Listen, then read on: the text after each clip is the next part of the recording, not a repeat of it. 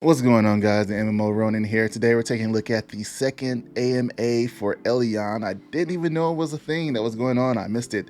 But MMORPG, the website, had a Reddit AMA, and there's some more questions for us to answer and look at. So let's check those out. So, question one. Ask, will Elyon ever be distributed in Russia as well? But they don't have a specific date. They say yes, but they don't have a date. Is there a worry that because of the meta shifts, basically weekly, it seems that there is no stable state in Korea? For most of the people I know who play on the Korean server site, this is a massive issue and the reason why many have lost interest in Elyon and Korea. And they say, we have realized that this was a mistake, so from now on we will no longer plan to drastically change the meta and focus more on the current in-game balance from a long-term perspective. Additionally, we will be applying balance changes by adding additional content instead of simply applying new patches, of course. This doesn't mean we will take our time to fix current life issues. So yeah, they're going to change it up a little bit, so that's not the case. And they're also going to fix the current life issues in Korea. Do you consider implementing more competitive small-scale battlegrounds? Also, the 3v3 Sky Island competition PvPvE mode, which was later removed after a brief announcement, I guess due to some game resemblance, do you still consider making something like that? We don't have any plans yet, but if we see that the demand for this is high, we will think about it. That's all we need to know for that answer. Any plans for GeForce Now support? No plans as of yet. Are there any confirmed life skills beyond your average gathering and or fishing, like animal husbandry or gardening?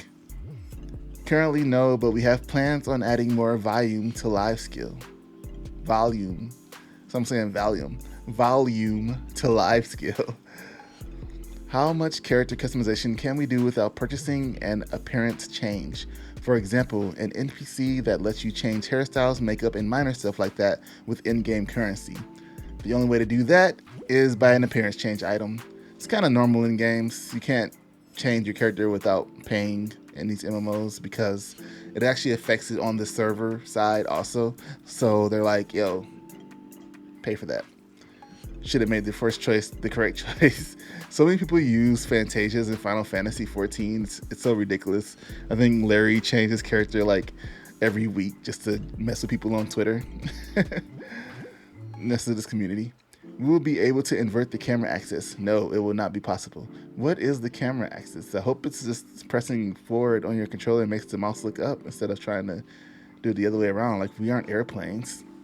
Can you consider getting rid of the vignettes effect on the screen? We have no plans for now, however, we do have a function to turn off post-processing. I never noticed that, looking at the trailers and stuff. Vignette effect. How large of a PvE focus will there be on content? Will I be looking at a couple of dungeons in the endgame, or what can I expect as a primarily PvE player when I reach endgame?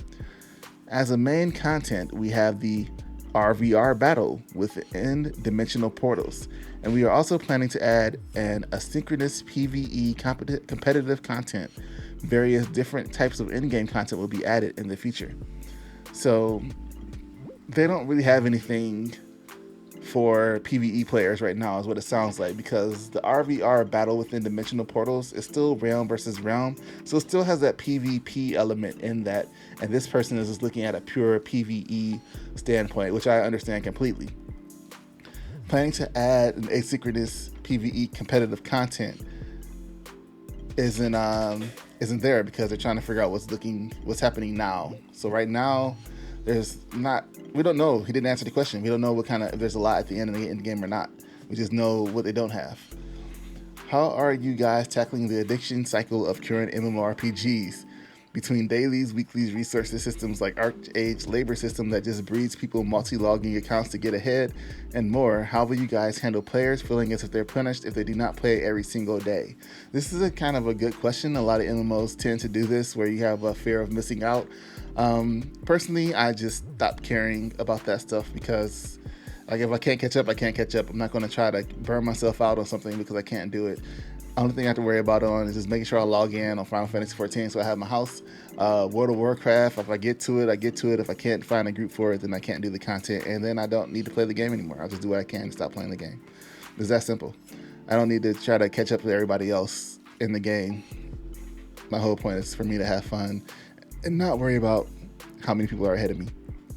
If I want to be there, like in a PvP situation, I know at that point that I just need to do more PvP and grow naturally, and eventually I'll catch up. How many months of gameplay do you estimate an average player need to obtain the best in-slot gear on a fresh character? Asking since I hope it's less than 5 months. You hope average estimated time of gameplay. Like, is that 5 months in the playtime? Like, if I hit slash playtime, the amount of hours add up will be 5 months, or just like 5 months of me logging in 2 times a day? Because that actually makes a huge difference and is very important to that question. So they say, as we expected, 1 month for decent gears and 3 months for top tier gears. If you plan to go further and obtain best in slot gears, this would normally take more time, but the difference between top tier and best in slot gear isn't that high. Now, if you're paying 8 hours a day, it could be quicker 1 month for decent gear. Like, what? Areas in the north belong to the blue side, and areas to the south belong to the red side. I was wondering if there are ways that a faction can overtake certain zones. Are there benefits for owning a zone?